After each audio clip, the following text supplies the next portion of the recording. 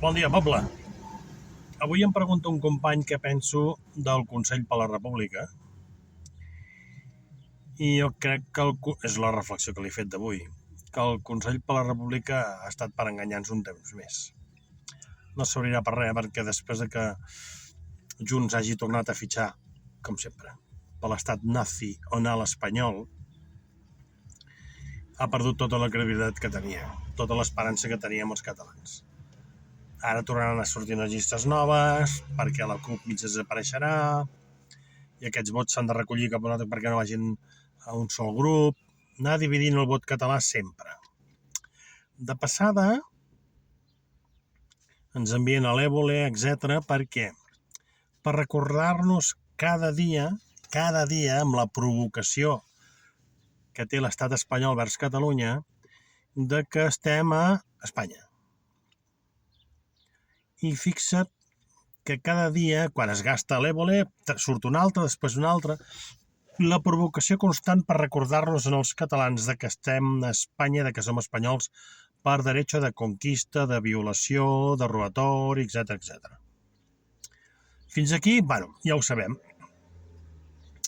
Ara la qüestió és, si no ens queda el Consell per la República, què ens queda?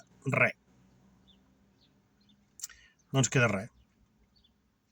Ens queda que esperar, aviam si trobem alguna persona decenta, una, només una, decenta per tirar del carro. L'alcaldessa de Ripoll jo la veig molt nostra, però va anar per ella mort. I si no té apoyos no farà res.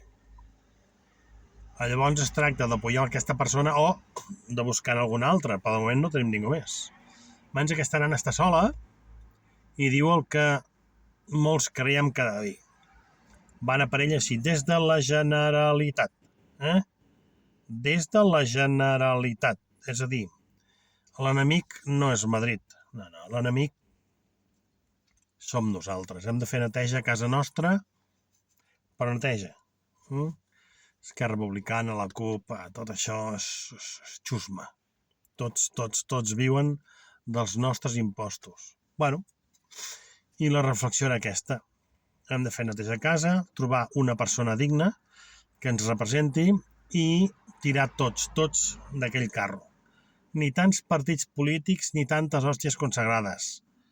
Tots junts, sapiguent que hi ha uns partits polítics que van a desunir el vot català. D'acord? Res més. Bon dia i visca Catalunya lliure!